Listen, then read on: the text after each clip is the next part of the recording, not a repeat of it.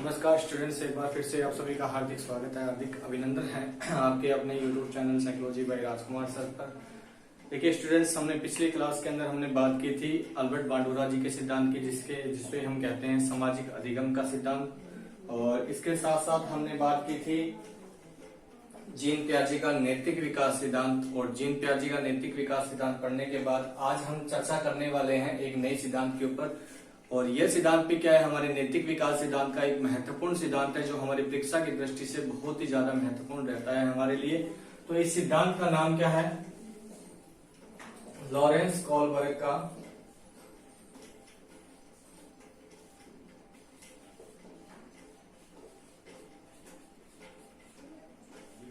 का नैतिक विकास सिद्धांत।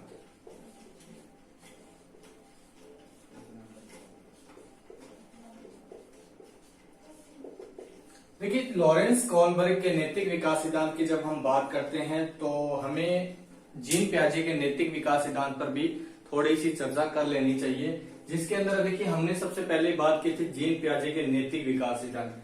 जब हमने जीन पियाजे का नैतिक विकास सिद्धांत पढ़ा था तो जीन पियाजे के नैतिक विकास सिद्धांत किस पर आधारित था? तो वो नैतिक निर्णय पर आधारित था। किसके ऊपर आधारित था? नैतिक निर्णय पर आधारित था। और जब हम बात करते हैं लॉरेंस कोलबर्ग की, तो लॉरेंस कोलबर्ग की जब हम बात करते हैं तो लॉरेंस कोलबर्ग का जो सिद्धांत है वो नैतिक दुविधा पर आधारित है। किसके ऊपर आधारित है? नैतिक दुविधा पर आधारित है। देखिए, नैतिक दुविधा का तात्पर्य क्या है?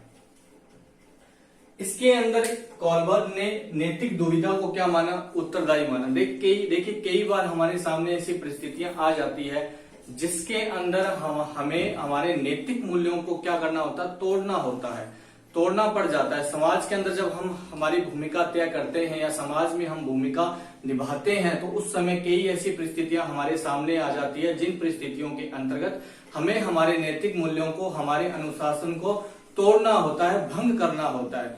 ठीक है, इसी बात को स्पष्ट करने के लिए कोलबर्ग ने बहुत लंबा सफर तय किया। कोलबर्ग ने साक्षात्कार के माध्यम से कुछ बच्चों के ऊपर इसका प्रयोग किया था और साक्षात्कार किया था उन बच्चों का, और फिर निर्णय लिया कि नैतिक दुविधा हमारे नैतिक आचरण का निर्माण करती है। देखिए किस प्रकार से किया कोलबर्ग ने इस नैतिक दुविधा का आंकलन। देखिए, साक्षात्कार किया और बहुत सारी कहानियां सुनाई। करीबन इसने 12 कहानियां बच्चों को सुनाई। 12 कहानियों में एक महत्वपूर्ण कहानी है जिसके आधार पर इसने अपने सिद्धांत का निचोड़ निकाला या सिद्धांत को संक्षिप्त किया, नैतिक दुविधा पर आधारित। तो देखिए 12 सिद्धांतों में एक इसकी कहानी जो है वो हिंज की कहानी है, जो सबसे लोकप्रिय कहानी मानी जाती है। कौन सी कहानी मानी जाती है? हिंज की कहानी इसकी लोकप्रिय कहानी मानी जाती है। आपके जनरल नॉलेज के लिए मैं ये कहानी आपको थोड़ी सी बता दूं, फिर आप समझ जाएंगे कि नैतिक दुविधा क्या चीज होती है। देखिए, कोलबर्ग ने बच्चों को एक कहानी सुनाई जिस कहानी के अंदर एक यूरोप की एक महिला थी। उस यूरोप की एक महिला को बहुत ही भयंकर बीमारी थी और उस बीमारी के अंतर्गत जब डॉक्टर उसका इलाज कर रहे थे तो डॉक्टरों ने कहा कि इसके लिए जो मेडिसिन काम आने वाली है, जो इस बीमारी के इलाज के लिए जो मेडिसिन काम आएगी, वह मेडिसिन का निर्माण जो है वो अभी किसी एक फार्मासिस्ट ने किया है। यानी कि यूरोप के अंदर एक मेडिकल स्टोर वाला था, एक फार्मासिस्ट था, जिसने उसी टाइम यानी कि तत्काल के अंदर उस टाइम उस बीमारी के इलाज के लिए जो मेडिसिन थी या दवाइयां जो थी उनका निर्माण उसने किया था। और यूरोप में कहीं पर भी वो दवाई नहीं मिल रही थी। तो उसके पति को यह बात बोली गई कि आपको वो मेडिसिन लेके आनी है तो ही इसका इलाज होगा, अन्यथा ये मर जाएगी। तो उसका पति जो था वो उस फार्मासिस्ट के पास जाता है और उसे बोलता है कि आप मुझे ये मेडिसिन दे दीजिए। अब फार्मासिस्ट क्या कहता है उसे? फार्मासिस्ट कहता है कि ये दवाई तो मैं आपको दे दूंगा, पर इसकी जो कीमत होगी वो मेरे हिसाब से ही तय होगी। यानी कि मैंने इस दवाई को सबसे पहले बनाया तो मैं इस दवाई को बेचने के लिए क्या करूंगा? कमाई करूंगा मैं सबसे पहले। तो उसके पति ने कहा कि मेरे पास इतने पैसे नहीं है, आप मुझे कम पैसे में ये दवाई दे दीजिए। उसने मना कर दिया। तो उसके पति ने जब उससे अनुरोध किया और वो नहीं माना तो उसके पति ने क्या किया? उस फार्मासिस्ट की दुकान पर तोड़ फोड़ करके उस दवाई को वहां से चुरा लिया और वह डॉक्टर को लाकर देता है। अब इस पर आधारित कॉलबर्ग ने कुछ प्रश्न बनाए और कॉलबर्ग ने कुछ प्रश्न बनाकर बच्चों से पूछे कि हिंस के द्वारा जो किया गया काम था वह क्या सही था। चोरी करना यानी कि नैतिकता को बचाने के लिए या हमें हमारे किसी परिजन को बचाने के लिए चोरी करना क्या सही है। हिंस के द्वारा किया गया कार्य क्या सही था। फार्मासिस्ट की दुकान पर तोड़फोड़ करना सही था। तो इन सभी का जो अंतिम रूप से जो एक कहते हैं कि हम इन प्रश्नों को पूछने के बाद जो बच्चों से निष्कर्ष निकला, अंतिम निष्कर्ष निकला, वह क्या थी, नैतिक दुविधा। यानी कि उसके सामने एक नैतिक दुविधा थी। उसके सामने ये थी अपना नैतिक मूल्य भी बचाना था और अपनी पत्नी की जान भी बचानी थी। तो इन दोनों कामों को उसने सही रूप से करना था, इसीलिए उसने वो निर्णय लिया कि वहां तोड़फोड़ करके वह दवाई को किसी भी तरीके से हासिल किया जा सके। और इन प्रश्नों के आधार पर जब ये सिद्धांत इस निष्कर्ष पर पहुंचा कि नैतिक दुविधा हमारे नैतिक आचरण का निर्माण करती है, तो कॉलबर्ग ने अपने इस सिद्धांत में कितनी अवस्थाएं बताई, 3 अवस्थाएं बताई। यानी कि इसके नैतिक दुविधा के आधार पर कॉलबर्ग ने अपने सिद्धांत में कितनी अवस्थाएं बताई, 3 अवस्थाएं बताई। और ये 3 अवस्थाएं कौन कौन सी थी, देखिए सबसे पहली जो अवस्था थी वो थी पूर्व परंपरागत अवस्था। कौन सी थी, पूर्व परंपरागत अवस्था। पूर्व परंपरागत अवस्था। देखिए पूर्व परंपरागत अवस्था को हम क्या कहते हैं, प्राक रूढ़िगत अवस्था भी कहते हैं। क्या कहते हैं इसे, प्राक रूढ़िगत अवस्था। इसके बाद जो दूसरी अवस्था बताई थी कॉलबर्ग ने, दूसरी अवस्था क्या थी, दूसरी अवस्था थी परंपरागत अवस्था। कौन सी थी, परंपरागत अवस्था।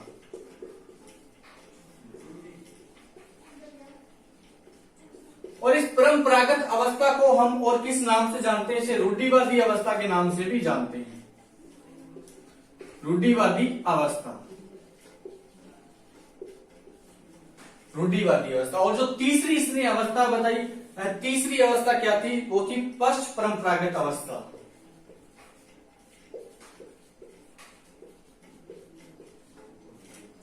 और इस पश्च परंपरागत अवस्था को हम कहते हैं पश्च रूढ़िवादी अवस्था।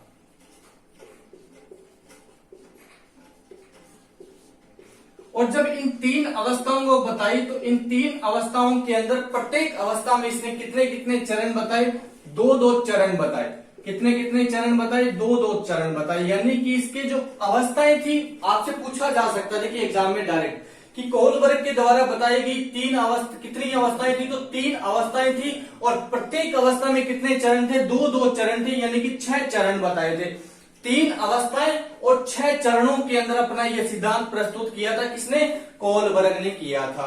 देखिए अब हम बात करेंगे एक एक अवस्था के बाद में, और प्रत्येक अवस्था में हम 2-2 चरणों की बात करेंगे कि एक बच्चे का नैतिक विकास किस प्रकार से होता है। तो देखिए सबसे पहले हम बात करेंगे पूर्व परंपरागत या प्राक रूढ़िगत अवस्था की। देखिए पूर्व परंपरागत अवस्था या प्राक रूढ़िगत अवस्था की जब हम बात करते हैं तो ये जो अवस्था होती है गैर नैतिक अवस्था होती है बालक की। कौन सी अवस्था होती है, गैर नैतिक अवस्था होती है। इस अवस्था के अंदर बालक में कोई भी प्रकार की नैतिकता नहीं पाई जाती। ये हमने जीन प्याजे के सिद्धांत में भी पढ़ा था कि बालक के शैशवावस्था के समय, यानी कि जो प्रारंभिक समय होता है एक बालक का जन्म का, उस समय उसमें किसी प्रकार की नैतिकता नहीं पाई जाती है। कोई अनुशासन उसके अंदर नहीं होता है, बड़े और छोटे में वो फर्क नहीं कर पाता है। तो इस समय ये जो अवस्था होती है वो कब होती है, देखिए गैर नैतिक अवस्था होती है ये अवस्था। और ये जो अवस्था होती है वो शिशु अवस्था या प्रारंभिक बाल्य अवस्था के अंतर्गत पाई जाती है। किस अवस्था के अंतर्गत, शिशु अवस्था, यानी कि शैशवावस्था। क्योंकि शैशवावस्था को जब हम पढ़ते हैं तो शैशवावस्था में हमने यही पढ़ा कि इसमें सिर्फ केवल होती है गामक क्रियाएं होती है, मस्तिष्क काम नहीं करता है बालक का। इसमें नैतिकता का क्या पाया जाता है, अभाव पाया जाता है। और साथ साथ ये प्रारंभिक बाल्य अवस्था, यानी बाल्य अवस्था का जो प्रारंभिक समय है उसके अंदर भी कौन सी अवस्था पाई जाती है, ये पूर्व परंपरागत अवस्था पाई जाती है। हम कह सकते हैं कि करीब करीब 4 से लेकर 10 वर्ष तक किसका विकास होता है, पूर्व परंपरागत अवस्था का विकास बालक के अंतर्गत होता है। और इस अवस्था में आगे चलते चलते धीरे धीरे बालक में क्या आ जाती है, आत्म केंद्रित नैतिकता आ जाती है। कौन सी नैतिकता आ जाती है, आत्म केंद्रित नैतिकता आ जाती है बालक में। बालक में आत्म केंद्रित नैतिकता इसमें आ जाती है। और इसे इसने 2 चरणों के अंदर बांटा। कितने चरणों में बांटा? 2 चरणों में। और ये दो चरण जो इसने बताए थे, ये 2 चरण हमारे लिए क्या होते हैं? महत्वपूर्ण होते हैं। तो इसमें सबसे पहली अगर हम बात करें तो देखिए, पहला जो चरण बताया था इसने, पहला चरण बताया था दंड व आज्ञाकारिता उन्मुक्ता। आज्ञाकारिता उन्मुक्ता। और जो दूसरा चरण बताया था, देखिए दूसरा चरण इसने क्या बताया? इसने बताया साधनात्मक सापेक्ष उन्मुक्ता। कौन सा बताया? साधनात्मक सापेक्ष उन्मुक्ता। इन 2 चरणों के अंदर बालक की कौन सी अवस्था पूरी होती है? पूर्व परंपरागत अवस्था पूरी होती है। तो सबसे पहले अगर हम बात करें दंड व आज्ञाकारिक उन्मुक्ता की, तो देखिए दंड व आज्ञाकारिक उन्मुक्ता के अंदर क्या होता है? देखिए बालक के पहले चरण के अंदर, पूर्व परंपरागत अवस्था के पहले चरण में बालक क्या होता है? दंड से बचने के लिए क्या होता है? दंड से बचने के लिए आज्ञाकारी हो जाता है। दंड से बचने के लिए क्या हो जाता है? आज्ञाकारी। बालक को किसका डर रहेगा? केवल और केवल दंड का। यानी कि उसे इस चीज का डर है कि अब उसे उसमें ये नहीं है कि किसी अनैतिक कार्य से किसी को नुकसान हो जाएगा, उसे इस चीज का ज्ञान नहीं है। केवल और केवल उसे क्या पता है कि अगर मैंने कोई गलत काम किया जो परिवार के अंदर क्या माना जाता है? अनैतिक काम माना जाता है, उसके लिए उसको क्या मिलेगा? दंड मिलेगा। केवल इस दंड से बचने के लिए ही वह क्या करेगा? आज्ञाकारी उन्मुक्ता करेगा, यानी कि आज्ञाकारी बनने की कोशिश वो इस अवस्था के अंतर्गत करता है। ठीक है ना। दूसरी अवस्था इसने क्या बताई? दूसरी अवस्था बताई थी साधनात्मक सापेक्ष उन्मुक्ता, जिसे हम आत्म अभिरुचि या प्रतिफल अभिमुक्ता भी कहते हैं। आत्म प्रतिफल उन्मुक्ता भी हम इसे कहते हैं। देखिए आत्म अभिरुचि तथा प्रतिफल अभिमुक्ता के अंतर्गत क्या होता है? बालक इसमें रुचि को प्राथमिकता देता है। इस अवस्था में बालक जो है वो अपनी रुचि को प्राथमिकता देता है, यानी कि उसकी जो शौक है, उसकी जो रुचियां हैं, उसकी उनको क्या देता है? रुचि को प्राथमिकता देता है। और अब क्या होगा? अब नैतिकता का जो आधार होगा वह क्या होगा? पुरस्कार होगा। क्या होगा? पुरस्कार। यानी कि इनाम पाने के लिए, पुरस्कार पाने के लिए वह क्या करेगा? नैतिक आचरण करेगा। पहले चरण में क्या कर रहा था? दंड से बचने के लिए वह क्या कर रहा था? नैतिक व्यवहार कर रहा था। परंतु दूसरे चरण में क्या हो जाता है? वह अपनी रुचि को प्राथमिकता देता है और केवल पुरस्कार पाने के लिए बालक क्या कर रहा है? नैतिक आचरण कर रहा है।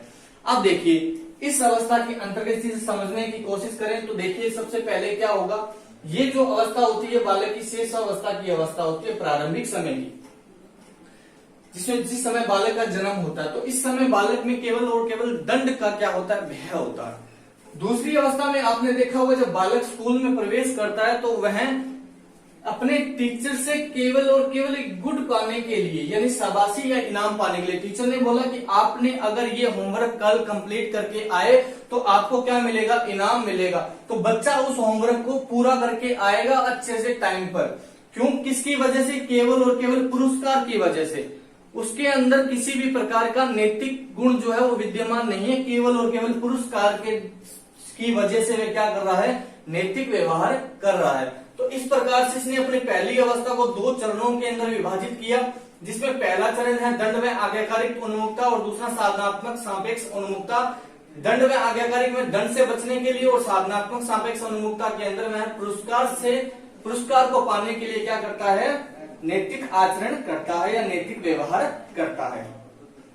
ये तो थी इसकी पहली अवस्था। अब हम बात करेंगे इसके बारे में, इसकी दूसरी अवस्था के बारे में। देखिए दूसरी अवस्था कौन सी है?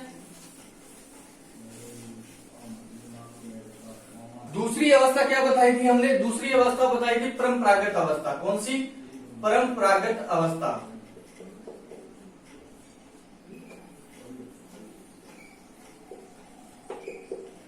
परंपरागत अवस्था को और हमने क्या कहा? इसे हम रूढ़िवादी अवस्था भी कहते हैं। क्या कहते हैं? इसे हम रूढ़िवादी अवस्था भी कहते हैं। देखिए रूढ़िवादी अवस्था या परंपरागत अवस्था क्या होती है, तो रूढ़िवादी या परंपरागत अवस्था जो होती है वो मध्यकाल में बाल्यकाल तक होती है। कब से कब तक होती है ये, मध्यकाल से बाल्यकाल, मध्यकाल से बाल्यकाल, या हम इसे कह सकते हैं ये जो अवस्था होती है वो 10 से लेकर 13 वर्ष तक होती है। 10 से लेकर 13 वर्ष तक ये अवस्था पाई जाती है एक बालक में। इस अवस्था में बालक नैतिकता की दृष्टि से परंपरागत हो जाते हैं। क्या हो जाते हैं, नैतिकता की दृष्टि से क्या हो जाते हैं, परंपरागत हो जाते हैं। नैतिकता की दृष्टि से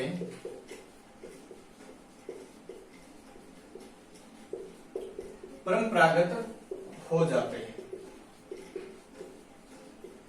नैतिकता की दृष्टि से क्या होंगे, परंपरागत होंगे और सामाजिक नैतिकता को अपना लेते हैं। क्या अपना लेते हैं, सामाजिक नैतिकता को अपना लेते हैं।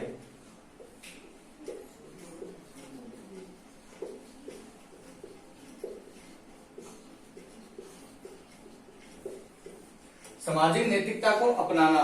और इसके भी क्या बताए थे इसने 2 चरण बताए थे। पहला जो चरण बताया था वह पहला चरण क्या था, अच्छा बच्चा अवस्था। कौन सा, अच्छा बच्चा अवस्था। और जो दूसरा चरण बताया था वह कौन सा था, दूसरा चरण था कानून वह व्यवस्था उन्मुक्ता। कौन सा था, कानून व व्यवस्था उन्मुक्ता। देखिए इन दोनों चरणों को समझने की कोशिश कीजिए कि इन दोनों चरणों के अंतर्गत होता क्या है। देखिए इन दोनों चरणों के अंदर क्या होगा, सबसे पहली जो चरण है इसका पहला चरण है वह है अच्छा बच्चा अवस्था। देखिए अच्छा बच्चा अवस्था के अंतर्गत क्या होता है, बालक अपने आप को जानबूझकर अच्छा दिखाने की क्या कर रहा है, कोशिश करता है। बालक जानबूझकर, सर्वप्रथम जानबूझकर अपने आप को अच्छे दिखावे का क्या करता है, प्रयास करता है। ठीक है,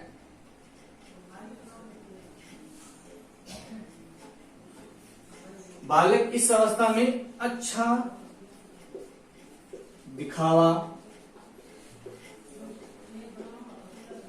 करने की कोशिश करता है, यानी कि स्वयं को अच्छा दिखावा करेगा। यानी कि लोगों के सामने, व्यक्तियों के सामने, अपने परिवार के सामने, समाज के सामने वह क्या बनेगा, अच्छा बनने की कोशिश करेगा, अच्छा दिखावा करेगा।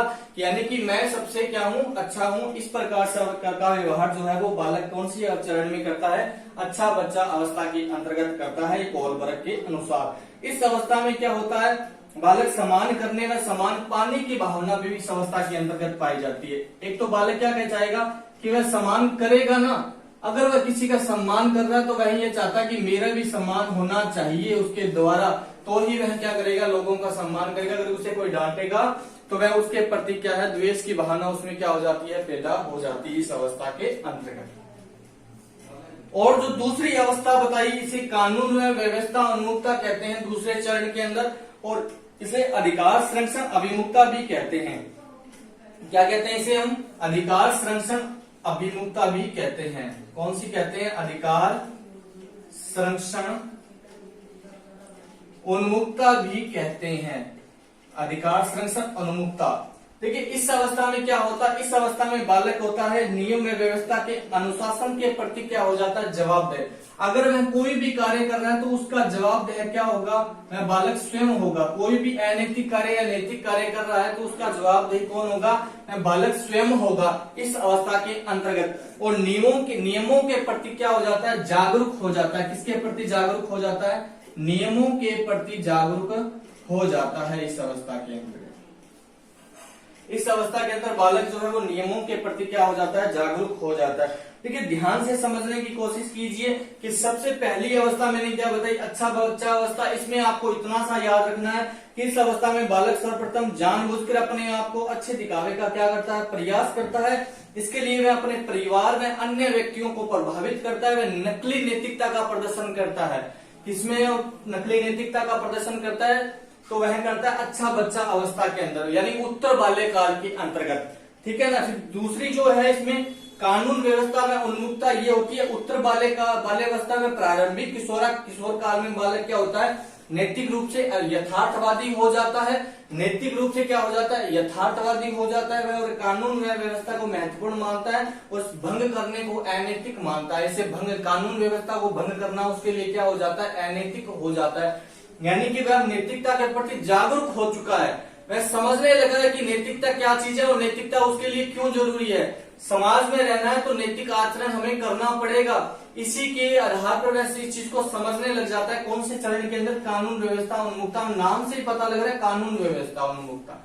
कानून व्यवस्था के बारे में संपूर्ण जानकारी बालक को किस चरण में हो जाती है, तो कानून व्यवस्था उन्मुक्ता के अंतर्गत बालक को इसकी जानकारी हो जाती है। तो देखिए परंपरागत अवस्था व रूढ़िवादी अवस्था जो होती है बालक के अंदर 2 चरणों में पूरी होती है, जिसमें पहली अच्छा बच्चा अवस्था है, दूसरी कानून व्यवस्था उन्मुक्ता। ये थी इसकी दूसरी अवस्था। अब हम बात करेंगे इसकी तीसरी अवस्था के बारे में।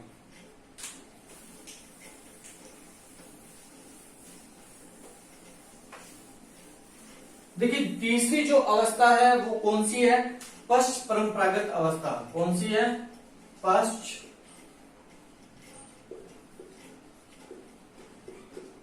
परंपरागत अवस्था। कौन सी है, पश्च परंपरागत अवस्था या पश्च रूढ़िगत अवस्था भी हम इसे कहते हैं। देखिए इसे भी इसने कितने चरणों में बांटा, 2 चरणों के अंदर बांटा। जो सबसे पहला चरण है इसका वह सामाजिक संपर्क अनुमुक्ता। कौन सी है, सामाजिक संपर्क उन्मुक्ता।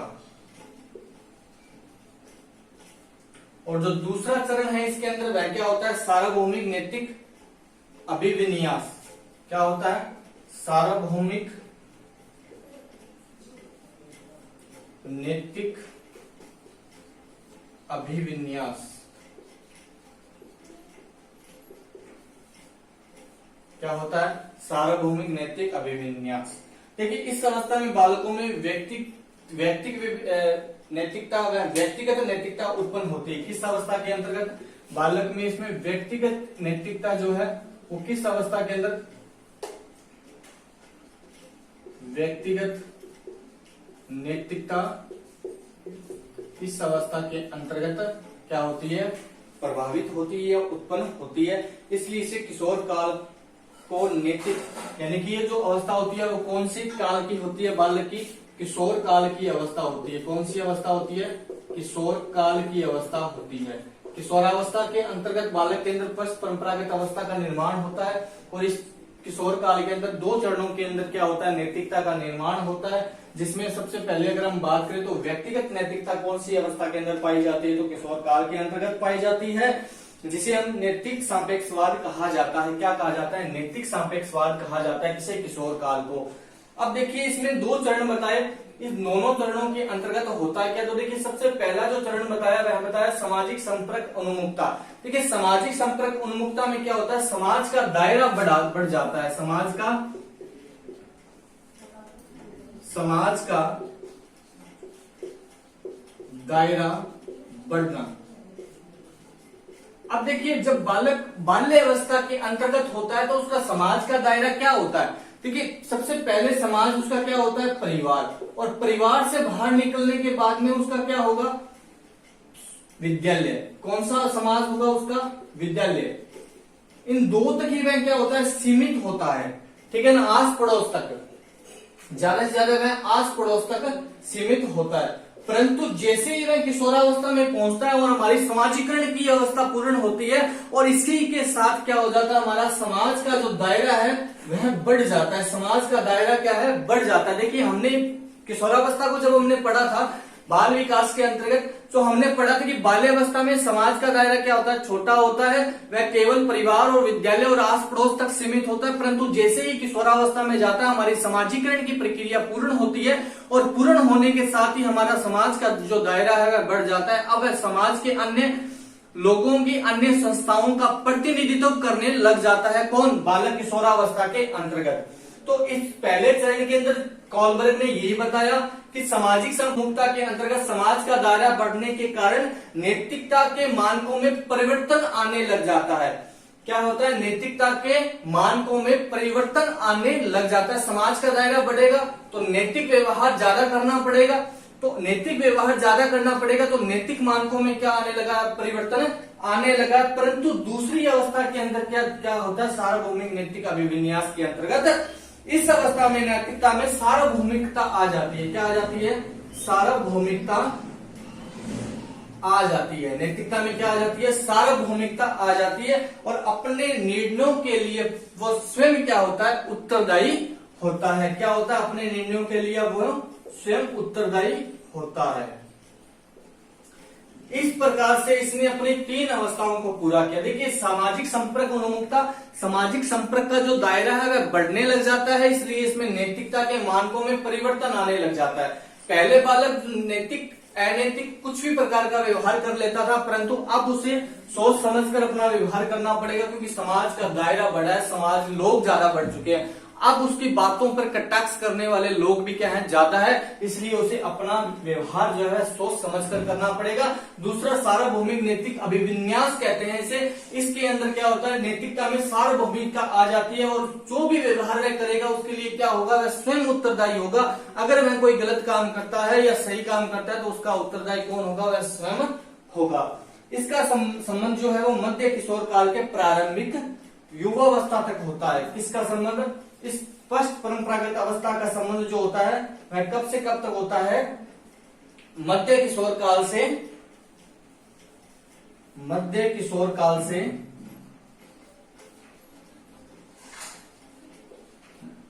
प्रारंभिक युवावस्था तक, प्रारंभिक युवावस्था तक इसका समय होता है। देखिए एक पर्सन आया हुआ है एग्जाम के अंदर, आपसे रीट के अंदर पता नहीं कौन से एग्जाम के अंदर वो आया हुआ है, एक पर्सन आया हुआ है कोलबर्ग के सिद्धांत से। वो पर्सन कैसा था कि किस अवस्था में बालक अपने आप को अच्छा दिखाता है। पर्सन क्या था, ध्यान से सुनिएगा, किस अवस्था के अंतर्गत बालक अपने आप को अच्छा दिखाता है। तो बालक किस अवस्था में अपने आप को अच्छा दिखाता है, ऑप्शन ए में क्या था, शिशु अवस्था, ऑप्शन बी में क्या था, प्रारंभिक बाल्यकाल, ऑप्शन सी में था मध्य बाल्यकाल और ऑप्शन डी में था उत्तर बाल्यकाल। तो हमने क्या पढ़ा था, हमने पढ़ा था परंपरागत अवस्था के अंतर्गत, जिसमें हमने पढ़ा था अच्छा बच्चा अवस्था, जो उत्तर बाल्यकाल की अवस्था मानी जाती है, जिसके अंदर बालक क्या है, अपने अच्छे दिखावे का क्या करता है, प्रदर्शन करता है। तो प्रश्न में यही पूछा गया कि किस अवस्था में बालक अपने आप को अच्छा दिखाता है, तो इसका आंसर क्या होगा, उत्तर बाल्यकाल होगा। ठीक है ना। अब देखिए कुछ महत्वपूर्ण बातें हैं, आपको मैंने शुरुआत में बता दी कि जीन पियाजे के अगर सिद्धांत की बात आए तो हमें क्या याद रखना है कि जीन पियाजे का जो नैतिक विकास सिद्धांत है वो नैतिक निर्णय पर आधारित है, और जो कोलबर्ग का नैतिक विकास सिद्धांत है वह किस पर आधारित है, नैतिक दुविधा पर आधारित है। किस पर आधारित है, नैतिक दुविधा पर। और लॉरेंस कोलबर्ग का सिद्धांत किस पर आधारित है, नैतिक दुविधा। तो ये था लॉरेंस कोलबर्ग का सिद्धांत। ठीक है ना। आशा करता हूं आपको ये बात समझ में आई होगी। ये सिद्धांत जो है वो कितने अवस्थाओं में बटा हुआ है, 3 अवस्थाओं में और 6 चरणों में ये सिद्धांत बटा हुआ है, जिसमें हिंज नामक जो कहानी है इसकी सबसे लोकप्रिय कहानी मानी जाती है और ये नैतिक दुविधा पर आधारित सिद्धांत है। अब देखिए इसके बाद हमने एक छोटे से सिद्धांत की और चर्चा कर लेते हैं। छोटा सा सिद्धांत है, बिल्कुल छोटा सा सिद्धांत।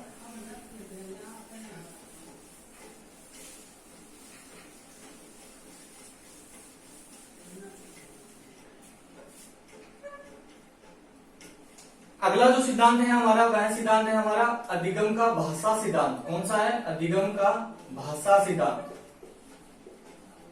अब आप कहेंगे सर संज्ञानात्मक विकास में अधिगम का सिद्धांत, देखिए ध्यान से देखिए, अधिगम का भाषा सिद्धांत दिया किसने था, ये दिया था नोम चॉम्स्की ने दिया था। किसने दिया था, नोम चॉम्स्की। देखिए नोम चॉम्स्की जो था वह एक संज्ञानवादी था, नोम चॉम्स्की जो था वो एक संज्ञानवादी था, इसीलिए इसका सिद्धांत है किसमें पढ़ा जाता है, संज्ञानात्मक विकास के अंतर्गत पढ़ा जाता है। और साथ साथ हमें ये याद रखिए जो नोम चॉम्स्की था वह एक भाषा मनोवैज्ञानिक था। कौन सा मनोवैज्ञानिक था, भाषा मनोवैज्ञानिक था। भाषा मनोवैज्ञानिक कौन था, नोम चॉम्स्की था। ठीक है ना। और इसके बारे में एक महत्वपूर्ण बात हमें ये याद रखनी है कि इस नोम चॉम्स्की ने जब अपना ये सिद्धांत दिया, भाषा का सिद्धांत जो दिया था, इस सिद्धांत के अंतर्गत इसने एक स्किनर की पुस्तक है, आपको याद है, आपने पढ़ी भी थी कि स्किनर की पुस्तक कौन सी थी। स्किनर की एक पुस्तक थी जिसे हम बोलते हैं वर्बल बिहेवियर। कौन सी थी?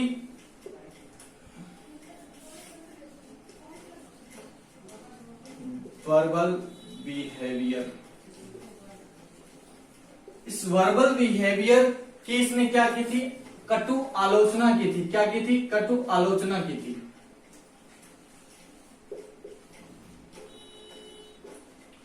नॉम चॉम्स्की ने स्किनर की पुस्तक वर्बल बिहेवियर की कटु आलोचना करते हुए अपना एक सिद्धांत दिया जो चॉम्स्की के अनुसार संज्ञान के लिए। देखिए अपना ये जो सिद्धांत दिया था चॉम्स्की ने, इस सिद्धांत के अंतर्गत क्या कहा? इसने कहा कि इसके अनुसार क्या था कि संज्ञान के लिए भाषा एक महत्वपूर्ण क्या होती है? घटक होता है।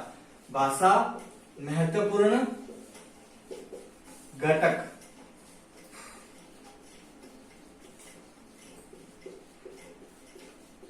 देखिए संज्ञान के लिए, संज्ञान के अंदर क्या क्या आती है? संज्ञान के अंदर हमारी समस्त मस्तिष्क की क्रियाएं आती है। जितनी भी हमारी मानसिक क्रियाएं हैं, उन मानसिक क्रियाओं का भाग क्या है? संज्ञान है। क्या है? संज्ञान है। मस्तिष्क की क्रिया है एक संज्ञान, और मस्तिष्क की जितने भी क्रियाएं हैं जैसे तर्क, वितर्क, चिंतन, मनन, तर्क, वितर्क, चिंतन, मनन, इन सब को क्या करना है? निर्णय इत्यादि क्रियाएं बिना भाषा के क्या नहीं हो सकती? बिना भाषा के कभी भी सफल नहीं हो सकती। ये किसका मानना था? नॉम चॉम्स्की का। आपको इस सिद्धांत के अंतर्गत इतनी सी बात याद रखनी है कि संज्ञान को प्राप्त करने के लिए, संज्ञान को प्रस्तुत करने के लिए हमें किसका सहारा लेना पड़ता है? भाषा का। देखिए सिंपल सी बात है कि आपके मस्तिष्क के अंदर कोई विचार है, अगर आपके पास भाषा नहीं है तो आप उस विचार को किसी के सामने कैसे प्रकट करोगे? भाषा के बिना आप उस विचार को कैसे अपने मस्तिष्क से बाहर निकालोगे? भाषा के माध्यम से तो हम अपने विचारों की अभिव्यक्ति किसी अन्य व्यक्ति के समक्ष कर पाते हैं ना। तो इसीलिए चॉम्स्की ने कहा कि अपने संज्ञान के लिए भाषा क्या होती है? महत्वपूर्ण घटक होती है। और मस्तिष्क की जितने भी क्रियाएं, चिंतन है, आप किसी चीज के बारे में सोच रहे हैं तो अपने आप स्वयं से आप क्या कर रहे हैं? संप्रेषण कर रहे हैं। और वो संप्रेषण जब आप अपने आप से कर रहे हैं तो किस माध्यम से कर रहे हैं? भाषा के ही माध्यम से कर रहे हैं। तो समस्त मस्तिष्क की क्रियाओं को प्रभावित करने के लिए हमारा किसका योगदान होता है? भाषा का योगदान होता है। और बिना भाषा के हम संज्ञान की कोई भी क्रिया क्या है उसको सफल नहीं बना सकते, या उस संज्ञान की क्रिया को हम नहीं कर पाते हैं। ये कहा था नॉम चॉम्स्की का सिद्धांत। इतनी सी बात इसके अंदर हमें याद रखनी है। तो आज हमने दो सिद्धांत पढ़े। एक सबसे पहले हमने पढ़ा लॉरेंस कोलबर्ग का सिद्धांत जो 3 अवस्थाओं और 6 चरणों के अंदर बंटा हुआ है, और दूसरा जो हमने सिद्धांत पढ़ा था वो नॉम चॉम्स्की का पढ़ा। ये भाषा मनोवैज्ञानिक था और ये एक संज्ञानवादी भी था, इसलिए इसे संज्ञानात्मक विकास के अंतर्गत पढ़ा जाता है। मिलते हैं अगली क्लास में एक नए सिद्धांत पर चर्चा करने के लिए। तब तक के लिए जय हिंद, जय भारत।